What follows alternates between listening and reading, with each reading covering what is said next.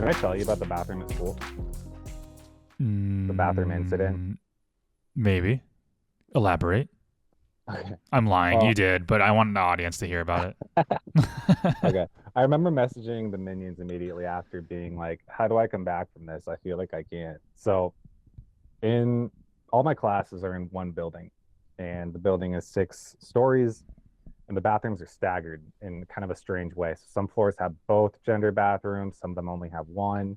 So depending on what your floor you're on, you might have to go 3 floors to go to the bathroom that you want to. But I learned in the basement there is a gender neutral whatever, like a family. I don't know. You can be an alien, and it's fine if you use it. So I found it once. And I'm like, this is great. This is awesome. It's tiny. It's a single thing. It's small. So I had thought this would be like my new go-to bathroom. And one time so I think this was probably 2 weeks ago at this point. It took me this long to tell or talk about it with really anybody because I was still recovering from this. But I go, I was studying in the lounge. I'm like, okay, I got to use the bathroom. I go to the bathroom and I go to open the door. And I now know, have after this incident, that there's a light that you can tell if it's on inside first. So now I just won't even attempt this. Wait, there's But a I go to, light. Wait, there's a light in the bath, like above the bathroom? no, like there's enough of a gap under the door that you can Oh, tell if I it's thought occupied. I thought this was like an airplane lavatory bathroom where it was like it could tell you, and it was like No, this is a fancy school. I love that. No, that'd be great because then this wouldn't happen. So I go to open the door and it starts opening, and I get it probably mm, a foot and a half open. So significantly open. And I see a girl, and she's not on the toilet, thank God, but she looks at me at first with panic in her eyes. And then it turns into this face where you would have thought I was peeing with my pants down, and I was just this pervert who like was doing the wrong thing. And then she slams it shut. Like she's, I don't know, I don't even remember exactly what she says, but she's like, ah, like a panic. So anyway, I start walking away, but as time goes on, like there's 5 minutes and then 10 minutes, and then I start thinking, and I'm like, why do I feel bad? Why am I the one that feels terrible? I didn't do anything wrong. But she looked at me like I was the ultimate pervert in this situation. And I've just wrestled with this, and I feel like I needed to talk to I needed to say something. Wait, So did can you lock these doors? yeah, yeah, yeah, So yeah. it's on That's her. my exact point. Yeah, Yeah. no, it's a single user bathroom. Just think of Starbucks, where it's your bathroom, you lock the door, and when you're in there, and that's why I liked it. I mean, that's why anybody wants to use it because it's a truly like it's almost like a at-home experience type thing. But yeah, Mm-hmm. so she didn't lock it, and this is her fault. And I'm 100%. going around continuing my life feeling this guilt for opening the bathroom on this girl who didn't lock it, and I feel bad, and I don't know how to live with myself now.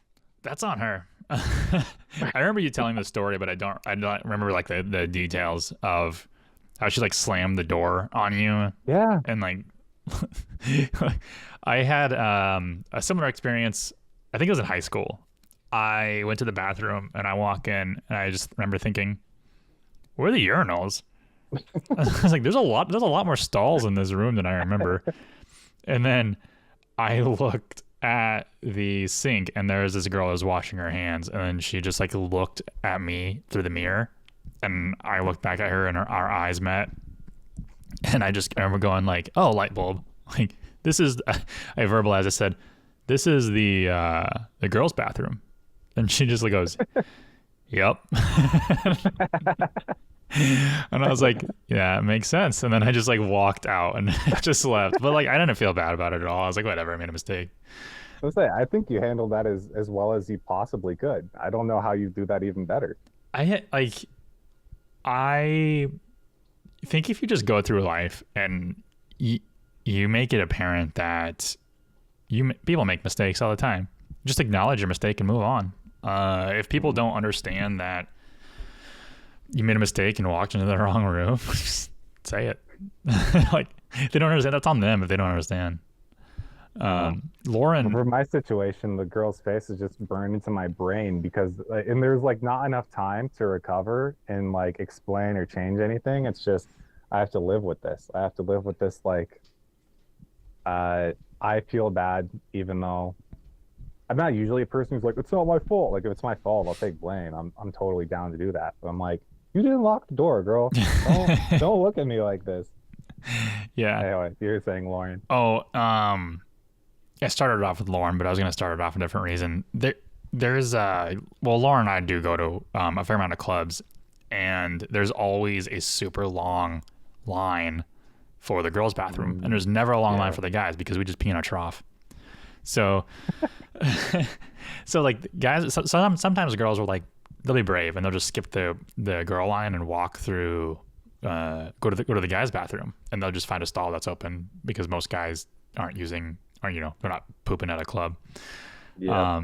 So they'll just use the bathroom, and like I remember I've been going to the bathroom, and like one girl like kind of walked in there, like kind of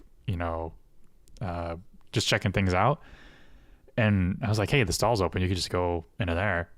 And then she's like, oh, like thanks, like I didn't want to, like, I don't know, be weird or whatever. And I was like, you're just making it more weird by talking. Like, just go use it. I think everybody will understand. But then it's like girls' lines are like a mile long. Like they just like wrap out into the club, and it's just like, oh my gosh, if you want to pee, it's gonna be forever. Um, Yeah. and then Lauren was telling me that that's exactly what she did. We were actually at Gay 90s, like the super big gay club here, massive. It's like, I think it's like famous, but we were there at dude's bathroom. There was no line, maybe like one or two guys just waiting to use the urinal. And then the girls' line was so freaking long. And Lauren went into the guys' bathroom, and she's like, I'm just going to go into the stall. And then so she went, and she came out and she told me that there's this guy in there. I was like, whoa, this is the guys' bathroom, like kind of like wigged out because a girl was walking into the room. And I was like, dude, it's 2022 at a gay club. Like, if the bathrooms aren't unisex already, I don't know what the deal is. Like, I was like, I have no idea why they're even like segmenting these bathrooms in this club. Yeah, that So, makes sense. so yeah, I was like, if anything, you're the weird one here for like being at a gay bar and being like, oh, I don't want to share a bathroom with a girl. Like, that's on you, man. Anyways, Cool. well, welcome back to the Everbro Show. Yo. That was our tangent for this opening, but we've got a more serious, irrelevant topic to discuss today. Irrelevant to the bathroom story. It's irrelevant to probably the reason people actually listen to this. Yeah. So that's good. So thanks for listening to our stories. But today's topic was on labor hours. So we actually did cover this a little bit in episode 4 regarding pricing your services. So always talking about pricing your services based off of an internal labor rate. If you're productizing, if you're charging by the labor or by hour, then yeah, this is probably definitely more important for you. But if you're kind of taking our approach with productized services and you have just your set costs, then it's really important to understand your internal labor hour allocation and not just how much your internal labor rate is. And there's a couple points to this too that we'll get into, but there's just there are a lot of problems that a lot of companies face with labor allocation, and that's usually with growing and scaling. Is you start off being scrappy. People are doing internal work and they're doing client work, and then you get to a point where you start to explode and you start to take on more clients, but then you're faced with the problem of how many people do you need to hire? Do they need to be part-time or full-time? And what can you pay them? And if you know your labor hours internally and you know how many labor hours you need to account for each account, then that'll kind of give you a blueprint to growing and figuring out how many more people you need to help. And then also, even if you can raise your rates or if people can take on more hours. But Yeah. Cody, you've like pioneered this for us though. Yeah, and I think we could back up for a second too, just in case some like people don't understand why agencies are good to start from zero. So when you think of a business that you can start, and let's say well, let's assume you don't have money, right? Because we neither of us were exactly rolling in it when we started doing this, and we would have been extremely limited in multiple ways with the types of businesses that we could start just simply because we didn't have equity. Of course, now there's different ways if you need money that you can go about getting money. You can go to the bank, you can get a loan, you can go get, backed up by investors, all those sorts of things. But say you're genuinely just want to bootstrap something from zero, well, then your business options are very, I can't say very, they're limited, and they're probably limited to labor and your labor, especially your labor if it's just you starting. So that's why agencies kind of rock, is because you can go from zero to worth something, and not just something a lot. It can be substantial later on. But if you don't immediately, uh, maybe not immediately, if you don't start thinking and begin to grasp that your time is your inventory when you are an agency, then things will get out of whack relatively quickly. So uh, we thought you mentioned how in the previous episode we talked about the different business models that people use. So we won't go over that again. Check it out if you haven't listened to it. But I will say, so let's say if you bill directly, then you know immediately what your labor hours are because you're billing clients immediately for them. And then you can say, okay, well, this is how much we're billing. If it's on a retainer, then we've got 200 hours a month or something like that. But if you productize a service like we do, then you need to find out an internal equivalent of how much time you, generally speaking, dedicate to a client.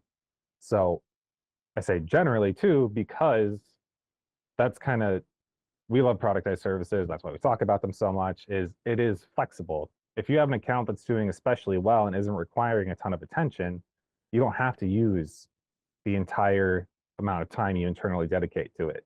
If you have one that's a trouble account, and we've talked about this recently too, uh, you can spend more time than what you might um, have originally said. So, in a very simple way, let's talk about maybe a base package that you could have.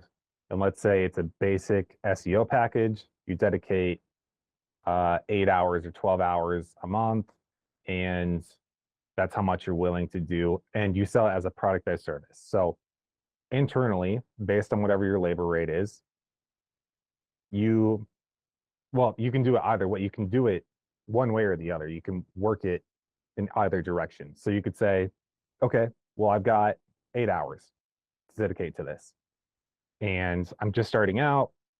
I could charge a little bit less, that sort of thing. And if I have 8 hours and I want to make, let's just do simple math, $800 in that 8 hours, then I need to have a labor rate of $100 an hour. Um, or the inverse, right? Let's say you're working it backwards. I'm selling this service for $800. How much time can I dedicate to this on average between accounts? So then you'd say, okay, well, $800. If I do 8 hours, then it's uh, help me out here. I just had a brain fart.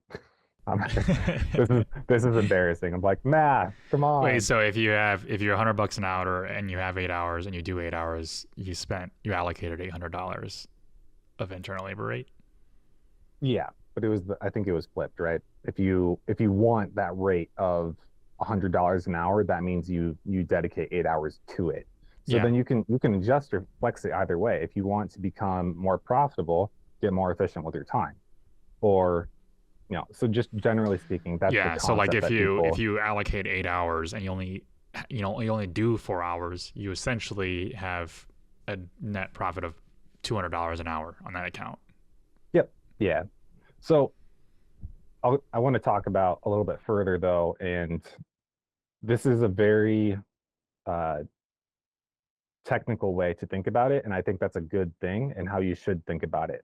However, you also need to consider the fact that you're working with people, and the people are the ones actually doing the labor, and so you can reduce the finances to understanding a very systematic process, but you can't go to people and expect them to just work like cogs in a machine. It's much more complicated than that. So I say this because um, at the agency where Jake and I worked, I once had a manager come and want us to do a analysis on how much time we spend on particular tasks.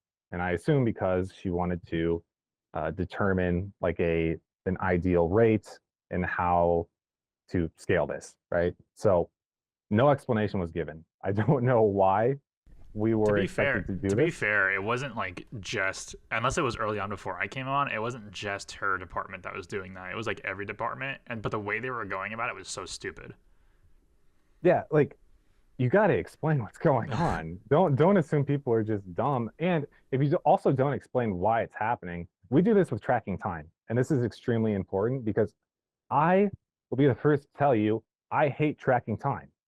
Hate it so much. It feels like micromanaging. It feels like I don't uh if I ask other people to do it, it feels like I'm giving the impression that I don't respect them, that I don't appreciate and value their time.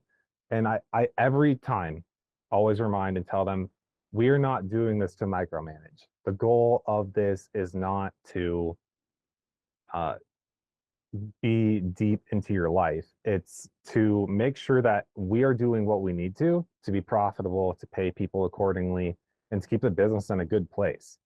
And I think if you don't explain those things, like when I received that, because I'll I remember, I don't think I ever told you this. I told my boss, because this came from even further up. I told my boss Britt at the time too. There was it was about content writing, and they asked us how long it took us to write something. And I wrote in all caps. I just wrote, I don't know how long it takes for me to be creative. And I just didn't answer. And apparently that was a deal. I didn't know that until later that that was like problematic that I didn't answer that Yeah, I mean, but there's a bit of a more professional approach to take to oh that. undoubtedly there's a I better way to do it. yeah, I mean, I always say that hey, if we ever look at timesheets or hours, it's not because we are trying to see if you're working enough. It's literally to see if we're pricing our services correctly. So we never look at it from like an employee perspective. We look at it from an actual cost perspective. So Mhm. it still feels weird because I still feel like I tell that to the minions and like they still probably think that, oh no, well, they're part time. So yeah, I am making sure that they're meeting their hours at part time. Okay, because But part-time's different. Yeah. with full time, it's like, I know you're full time, your salary, but like I'm not looking at your hours to see if you made hours. I'm just looking to see how many hours this client had on, are we spending too much time on them? But I still feel Yep. like they don't trust that. I still feel like no, they're looking at my hours. Yeah.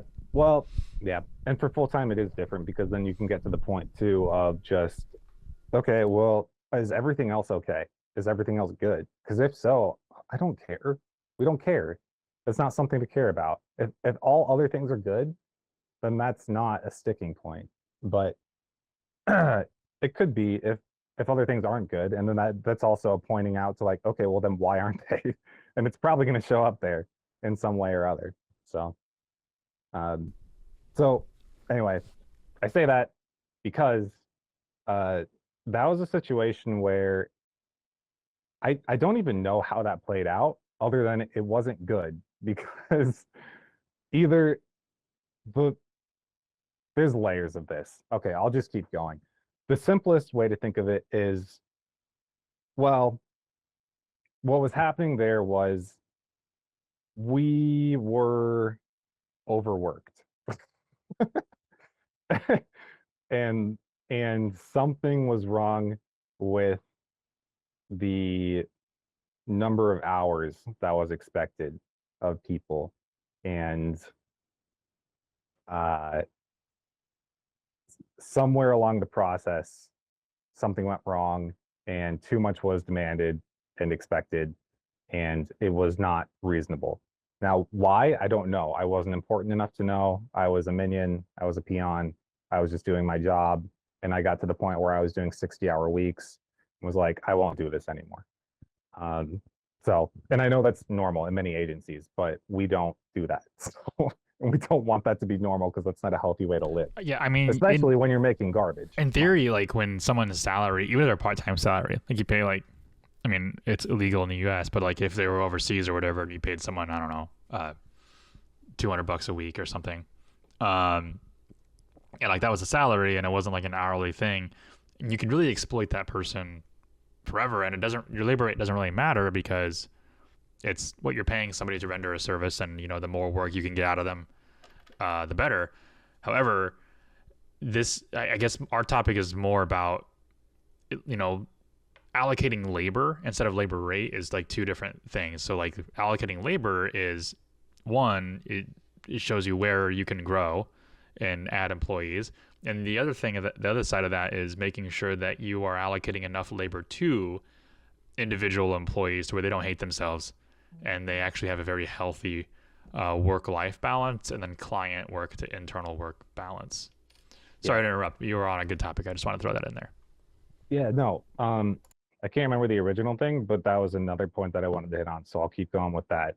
So at my next agency that I was at, uh, when I had originally started, the internal billable rate for minion time was 60%. So to keep it simple, let's say uh, if you have a 40-hour work week, then that would mean I don't have a calculator. I'm doing this in my head. 24 hours. I think 24 is 60% of 40. Um, you would spend on client time, and then you have 14 hours for internal time. I'm talking meetings that aren't directly related to clients, developing systems, processes Wait, internally, you'd have maybe internal marketing. 16 hours, right? Yeah, what I say? 14. Yeah, yeah. Idiot. I'm Call yourself the I'm a COO. disappointment today. I'm supposed to be good at math, and I'm over here like, meh. But anyway, yeah. So, and I will say that's so right now, that's also what we aim for ideally. And I've had to explain this too. Early on, this fluctuates much more wildly when you bring somebody on or when you take on work because the numbers that you add in change things just so dramatically. As you have more people and more hours, the things don't. It's not nearly as much of a swing, and people can take things more easily. So I'm saying that because we could take on a big client or we could add in one person, and then all of a sudden we go from like 60 to 100, right? Or something weird like that, where it's 100% of the hours are theoretically billable. And what happens realistically then is you say, well, work more efficiently for the time being until we're in a position to bring somebody else on, something like that. But so anyway, 60% is kind of what we aim for right now, but also with the understanding of if people want to make more money, one option is to take on more hours, and that's a very straightforward way to um, like elect for a raise, right? Is to say, I just want more work, and I'll work more efficiently, and that's cool. That's great. Um, but so before I'd left the last agency I was at too, they were slowly walking that up, and part of it was to become more profitable, which I understand why people would want to do that. Um, but and it could have been partly because of size too. Again, I wasn't at the top, so I can only speculate. But turnover had started to increase, whereas before people didn't really leave at all. So uh, that's something I'll want to be very conscious of and just have open talks with too to make sure like, hey, um, agencies just have the ability to fluctuate so wildly between quality of life of yeah, I'm happy, and also you got to have the mutual understanding of, and I think they do, especially when you're at a big city, like, hey, you're going to make a ton of money and you're going to work all the time. That's the unspoken understanding, even if they don't have the talk about uh, billable hours internally and labor hours. But that's 60-hour weeks will be normal if you want to make over six figures, right? And in some places, even if you don't, unfortunately. But uh, those are good things to either decide if you're going to run an agency or talk about if you're working at one to see what it's realistically like too. And again, they can change over and they do change over time too, depending on the makeup of the people at the top, their priorities, that sort of thing. So I feel like so much of this for me is just word vomit because it's Well, it's like such you a got a lot to say. That's okay. oh you cut out Jake. Oh, oh, sorry. I was Um, like, you got a lot to say. That's okay.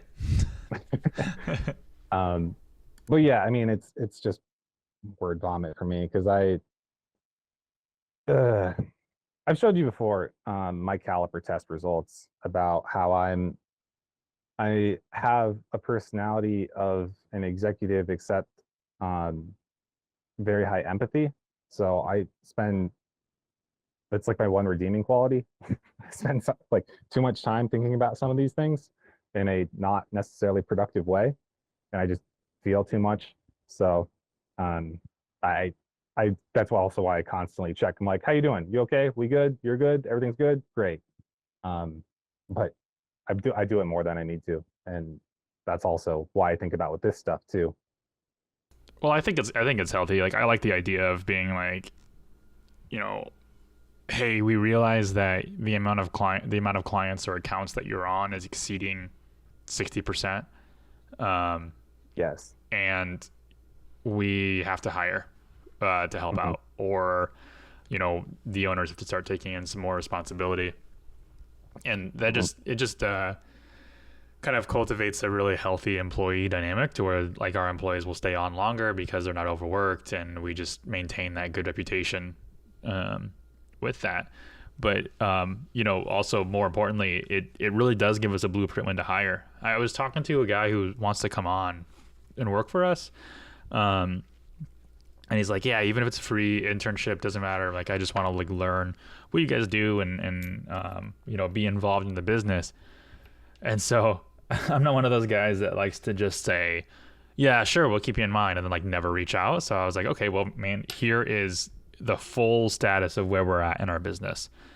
And I told him that, we're at like 60% labor allocation right now for client work. So if every single one of our clients has 4 hours of labor allocated a month, which isn't true. I mean, there's some variability, but let's just assume it's 4 hours. And then I was like, if you add all those up, the amount of labor that we have internally is 60% of that, which is healthy because that leaves 40% for internal work and just kind of organizational stuff. We have an employee increasing their hours to full time in September. No, sorry, it is September, in December. And that's going to drop our labor allocation on like 50%. And when it drops that, we are now in a position where we don't have enough work to satisfy a 60% allocation of our employees' dedicated work hours. And that means they're either going to have to do things that are value adding to the company, or they're going to be twiddling their thumbs for a few hours. So we're not in a position to hire there, even though we have the money to do so and we can hire someone part-time. We're not gonna, because it's stupid. And then that kind of throws in another wrench is if we do hire because we can afford it, what are you going to do? And then two, what happens if we lose an account or a couple of accounts and now we can't afford you? That's also dumb. And I try to base everything off. There was like a figure. I can't remember if you said it or if this is what like Mud wanted or something. But for every employee you have, what is it, like every client facing employee they should be bringing in $100,000, or so if you have 5 full-time employees, you should have revenue that is $500,000. And Yeah. I mean, but that's gonna vary though, depending on like internal staff. Like if you hire a janitor for your office, you're not gonna have that janitor's not bringing in $100,000. So I think it has more to do with client facing people, but it's just a rough number. How we do it is we base it off of our internally hourly rate, or at least this is how I do it. and I say if our internal hourly rate is $125 an hour, and we made this much in revenue this year, divide that by divide that by how many labor hours we have allocated towards that, and then that's our new hourly rate, or that's how much we made. And if we're over our internal rate, fantastic. We were great with our time, and we didn't overhire when we didn't need to. But if we're under that, okay, we've got some work to do. Where, if we come in at 90 or $100 an hour, where did we spend too much time on client work? And then how can we cut back on that? I don't know. What kind of benchmarks do you use, Cody? If we're like, in terms of business growth, how do you measure a business's success based on their labor allocation versus how much revenue they're bringing in? He's like, I don't. It's I don't even know how to describe it because that's just not the way in which I think, I guess. Um, yeah, I've talked about this with Jenny's dad because I start with a process and get to a goal. He starts with a goal and works back to think about the process from there. That's how I do it. Right. And I I'm good at processes. I don't like this could be a whole thing about how I hate goals and why goals suck. I understand that they're necessary, but time sensitive goals especially are the worst because usually time is outside of your control. So, um, yeah, I don't even know how to. I'm at a loss here. I'll say this. So we have a competitor. Well, in 2 episodes ago, Cody's like, I don't believe in competitors, but we have a competitor. And he likes to, I don't want to say brag, but I'll say brag about their company size. And it gives 2 numbers that are impressive.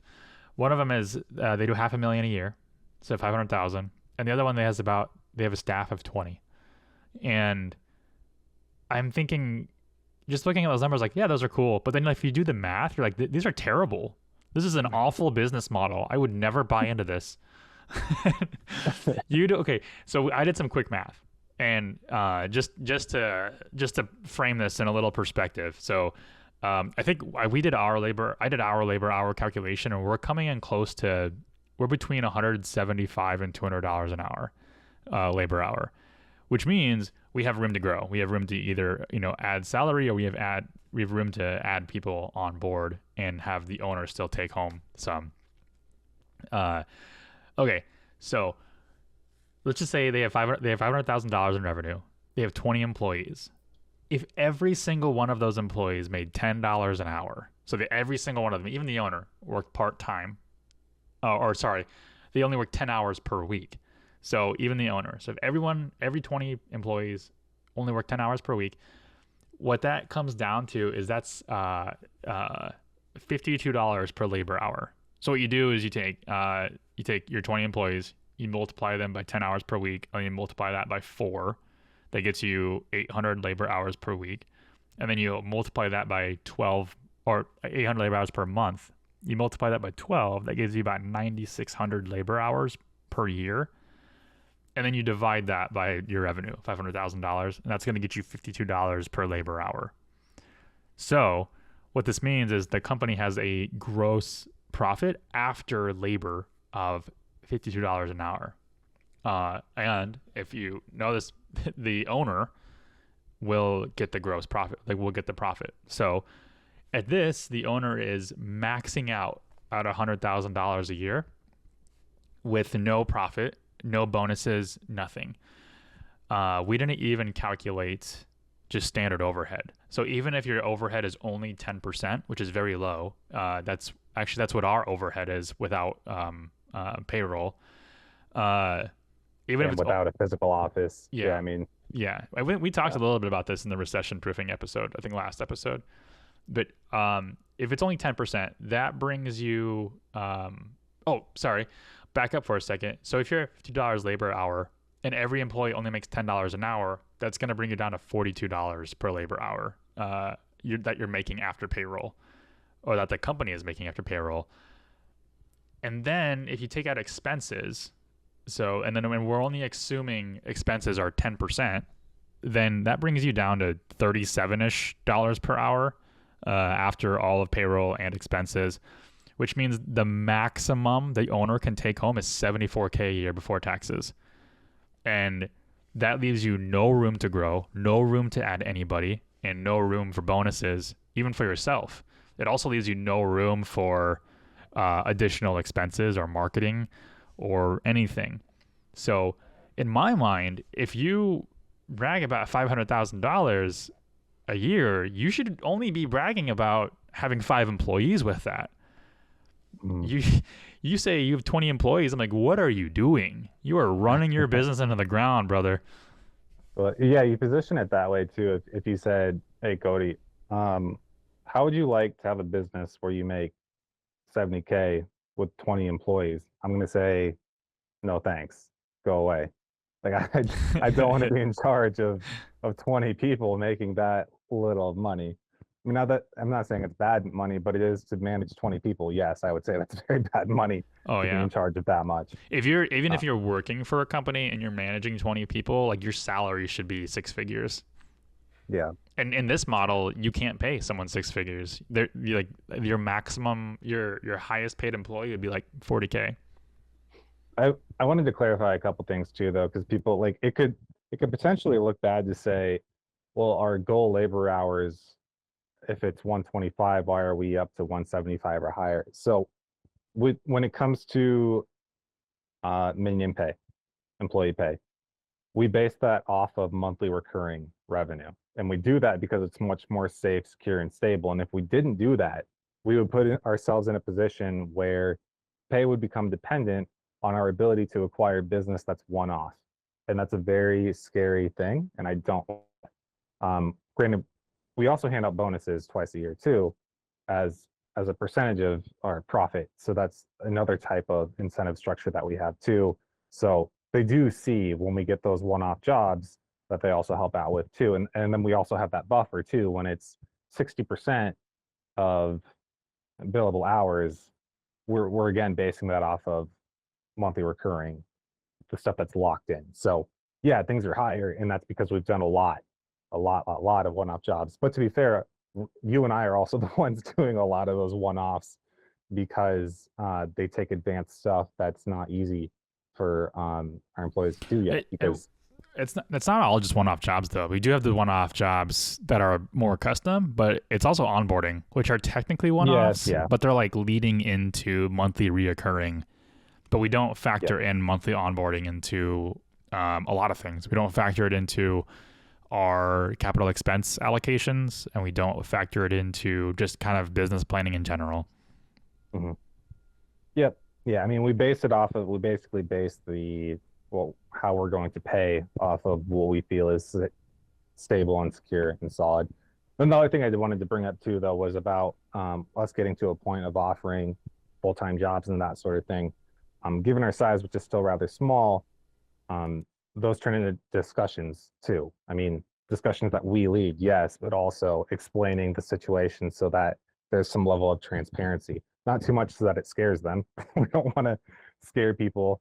Because I remember, I talked about it before when like I was at the startup and then like 2 of the 3 founders left within like my first 3 months or something. And I was going home like, what is going on? What is that? Do I have a job still? Everybody's abandoning ship and you're just like, what is going on? Like, will my checks keep coming? Like, what happened? I don't want this to be a situation where I just keep showing up and don't get paid. No, but so there's a balance to giving them enough information to realize where we're at and what we're capable of doing, and then also not scaring them because they don't fully understand or care to understand the more intricate parts of the business. Every time we lose a client, I always explain to them why. Yeah. Because it's like, I don't want you to think that churn is a natural thing. You're going to lose clients. And hopefully you don't lose clients on bad terms, which is not how we typically lose clients. I think there's only been one client that's actually left us on bad terms, but that's because we fired them. Everybody else is usually having some kind of internal business structure.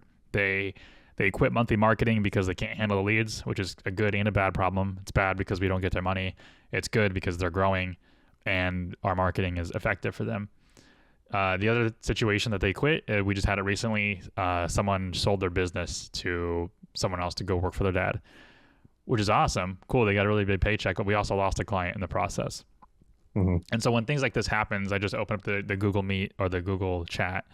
I was like, hey team, this client's no longer doing monthly marketing. FYI, this is what happened. Like, we didn't do a bad job. We're not shrinking in size. This is just happening. And you can do this when you're smaller and, I guess, scrappier like us. Or I should say, you should do this.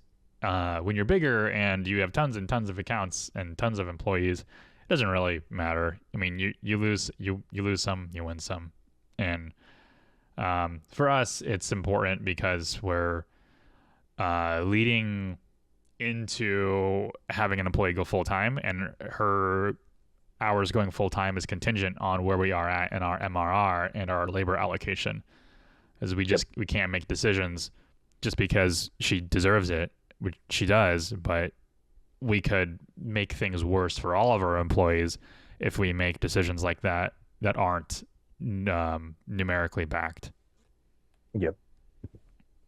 Yeah. It's weird sometimes because when you have these talks of like, I run a business, people are like, oh, what kind? Are you hiring? And that sort of thing too. And trying to explain like where we're not at in the business. I'm like, look, we're doing okay. We are not yet into the position of giving people very cush 6-figure jobs with amazing benefits. Like, we are not. I want to get to that size, and I'll be very excited when we do. But I just want to be transparent when people are like, "Oh, are you hiring? What are you looking for?" And I'm like, "Look, if that's the level that you're at in your career, you're like mid to high level already. Our business is not yet to a size to support those jobs." So, dude, that's my biggest problem. Is like, I want to hire everybody, like like everybody I know, who aren't necessarily like super close to me, but like somewhat friendly. They just be like, "Are you hiring?" Like, I want to, that'd be cool. Really, it'd be really cool to work with you. I'm like, yeah, I would love to hire you, but also, I can't. Like, aren't you the business owner? Like, that's not how it works, man. Like, I would be a bad business owner if I was just like, yeah, we'll find something for you to do, and then pay you $10 an hour for 5 hours a week. And well, yeah, that was college for a lot of my friends too. Like, maybe they had a really nice boss, so they were really happy and they liked them, but then they would complain the opposite way and say, yeah, but they hired too many people and we only get 5 hours a week or something. It's like, well, it would be better if you just didn't get as many people and then we're able to do more for them individually than try to help everyone. Yeah, and then like, I'd rather, it's kind of like it's like a war of attrition at that point. Like, you bring someone on for 10 hours a week just because you wanted to bring them on, and then you've got to take 10 hours away from somebody else. When like, when Lisa goes full time, for instance, she's probably going to be doing things that she's not used to. Like, she might help you out with the books, with invoicing and things like that. And we can bring someone on 10 hours a week to do that, and that's like their only job. They have a specialized role. But then when she goes full time and she, we're balancing that point of, do we have enough client work for you to handle? And then can we give you more internal work to keep you busy until we have more client work? But if we have somebody already handling the internal work, then she's legit twiddling her thumbs and not able to do really anything value driving. So we just try to keep that in mind, and you have to really separate your feelings from the business and who to hire. But I've got like 3 people that I really want to hire. But first is we have to make sure that it makes sense with labor hours that we have. And then 2, they still have to go through the interview process, because I'm not going to bring a friend on or someone I know just because they're a friend or someone I know, when they could be actually bad for the business. Did I tell you that Lauren was reading this book by God, I don't know, the son of Estee Lauder. I can't remember Mm. what it's called. But he wrote about his mom starting Estee Lauder, and she had this friend, this really close friend that was super good at sales, and she wanted to work for her. And Estee said, uh, "Pussycat, I can't hire you because I can't fire you."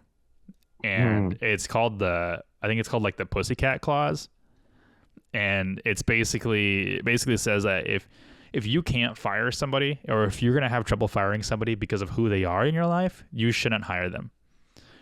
Mm. And I usually tell close friends and family that, hey, me telling you I can't hire you, I'm not gonna hire you, is actually a compliment, because that's me telling you that I wouldn't be able to fire you because I like you as a person.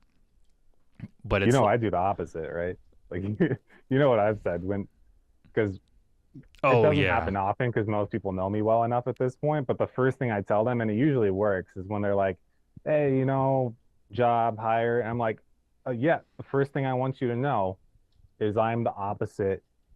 I am the opposite of nepotism. I know it's not phrased correctly, but I anti like friends and family, and I will be harder on you, way harder on you, because I want people to know that this was not a favor. you are So nopotism. nope. Yeah. So that's scared that yeah, and it'll trigger people sometimes and it'll scare them off. And I'm like, well, good, because that's exactly what I want I to feel like have it scared happen. everybody off. I feel like Yeah. everybody, yeah. No, Yeah. I am too I don't know, maybe I'm too empathetic, or I like everybody too much and I give people the benefit of the doubt. So I would rather just You are avoid. too nice, Yeah, I just in know. I general. know. I would rather just, no, I'm not, screw you. I would rather just like not hire somebody because I don't have to deal with firing them, or like, having, because then, you damage the personal relationship, and it's just, I don't know. Not my cup of tea. It's just funny because I do have people in my family I would hire, which speaks volumes about how much I care about them. Because I'm like, yeah, I'll hire you because I can definitely fire you. I have no problem with that.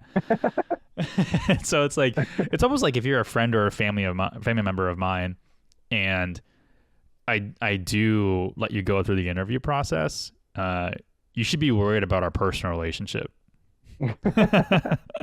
I mean, Like you don't actually want to do like this. like I like you enough. I like you enough to give you a shot at the company, but not enough to be afraid to fire you. Yeah, like we should have more cookouts or something because I'm clearly not doing something right. Yeah. But nobody knows that until like, they hear this episode and they're like working for us, and they're suddenly like, oh shit.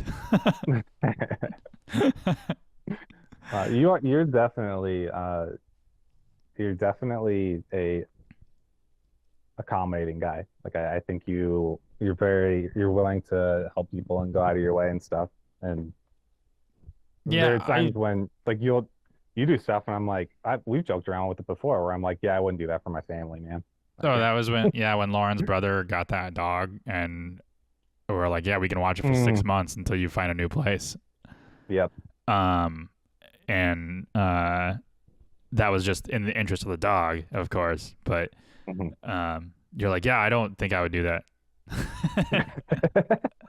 Like, well, we have this huge yard, and it's like we already have two dogs. What's one more? Mm. So not a big deal to You're me. you're a nice guy, man. I think I scare people because I do the opposite because I have high empathy but zero accommodation. So I'll listen to their story and I'll be like, "Yo, that is tough. I feel you. I understand. That sucks. What are you gonna do?" Like, 'cause I'm not doing anything. They're like I subtly listen giving to you you. hints of like, can you help me out? But you're just like, man, that Like, sucks.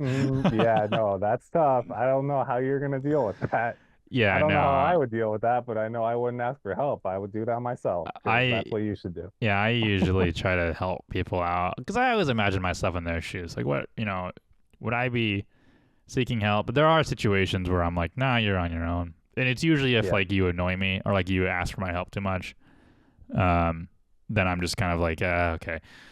Or you burn you too much. Like, got to be, Well, if people burn me, I don't even respond to them. yeah. Yeah, I think it's pretty easy to tell if you've burned me. I just, like, uh, Lauren's brother kind of burned me with getting rid of the dog and us offering to take it. And I don't know if listener knows this, but I have a very high empathy for dogs, and I love dogs. And if you get a dog and you give it away, you're a piece of shit. Uh, there are certain situations where it is, acceptable. Like, you are sick and you can't take care of it, and you give it away to a family member, or you go overseas or something like that. There are certain situations, but And to be fair, we disagreed on this, but we agreed on this. Like, yeah, we disagreed on how we would handle this, but you're like, you're a piece of shit. I was like, I agree. If you get a dog and if you get a dog and you like literally can't take care of it because like you just don't want to, or you don't want to put up with like potty training it, or, yeah, go. I almost swore. Go kiss my ass. And so he burned me with that, and I know he's afraid of being a failure. I know he's afraid of like failing raising this dog, and in my mind, you're worse than a failure because you gave up. And like, I would rather have you failed and like just I don't know, and. But yeah, he just gave up, and I'm like, okay, well, I'm kind of done with you. It's just a big character thing. It's like don't get a dog if you can't take care of it. It's that easy. And it had only been like 4 weeks. I'm like, are you serious? So anyways, that's my rant. I know I've got some listeners that have probably surrendered a dog, and they're just like, screw this guy. That's my number one pet peeve. I mean, prove me wrong, but don't get a dog if you can't take care of it. Yeah. I don't think very many people disagree with that. I think just the different ways that you could handle it and play it out. Dude, okay, long story short, he got a dog without checking with his apartment whether or not he could have a dog. He had it for like 4 weeks. The apartment said, no, you can't have dogs. So then he's like, all right, he was like devastated. Like, and I'm like, hey, we'll take it for 6 months until your lease is up, and then you'll get a new dog, or you'll get a new apartment. And he's like, no, I'm just gonna get rid of it. I'm like, oh no, no. And I was like, you literally have people that are willing to take the dog off your hands for 6 months and give it back to you. He's like, no, if you take it off my hands, it should just be yours. I'm like, okay, you're just trying to get rid of it now. And that's what like got me pissed off. Thanks for listening to me rant. I'll just say nothing, because I don't even have like, I don't know. Because people, I don't know, people handle these sorts of things different ways, and you have to know their feelings to kind of know what's going on. But in general, like I do think like I'm huge on shame and dishonor. Like, I feel it when I mess up. I think other people should feel it. Something, you used to make fun of me for this, because I'd tell people, like, when they do something, I should be like, you should feel ashamed. Like, you should feel bad, and that's what you should feel right now. You should feel shame, and you should feel dishonor about your life choices. And I say that because that's what I feel when I go through those things. So if like, yeah, I don't know, if I just wouldn't get into that situation. I don't know. I wouldn't get an apartment but if I did, I'd be like, yes, deep shame, deep dishonor. Lauren really wanted to take the dog. She's like, well, can we just take it like forever? Like this. I was like, no. Like, we already have 2 dogs. Look, you're capped out. Well, yeah. Well, and we're remodeling. I'm like, look, at a certain point, we could be ready for a 3rd dog, but this isn't the point.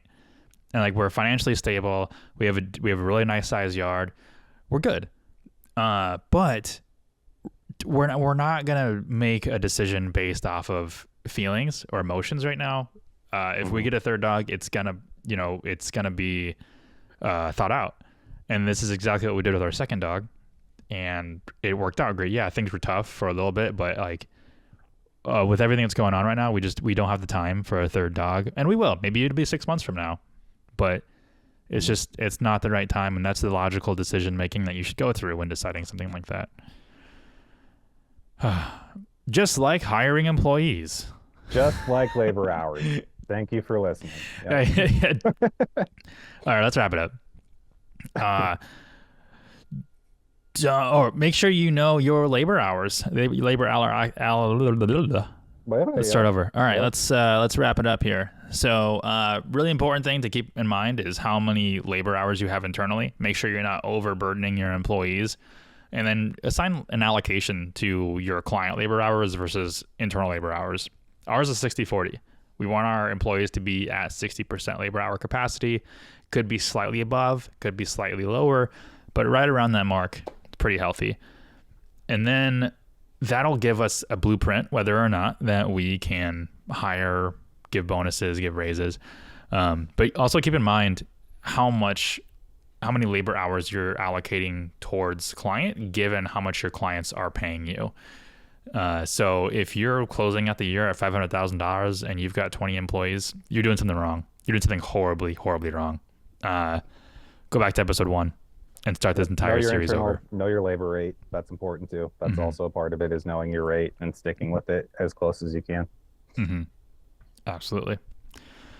And that's really all there is. I mean, we had really 2 main important things about labor hours, and we just dragged it out for an hour. Yep. So good. I'm gonna guess. Okay, we've been recording for 58 minutes and 12 seconds. Jeez. I bet when I cut this, it's gonna be down to 45 minutes. Good. That'd be good. We'll see, I guess. All right, everybody. Thanks for listening. We'll catch you next week.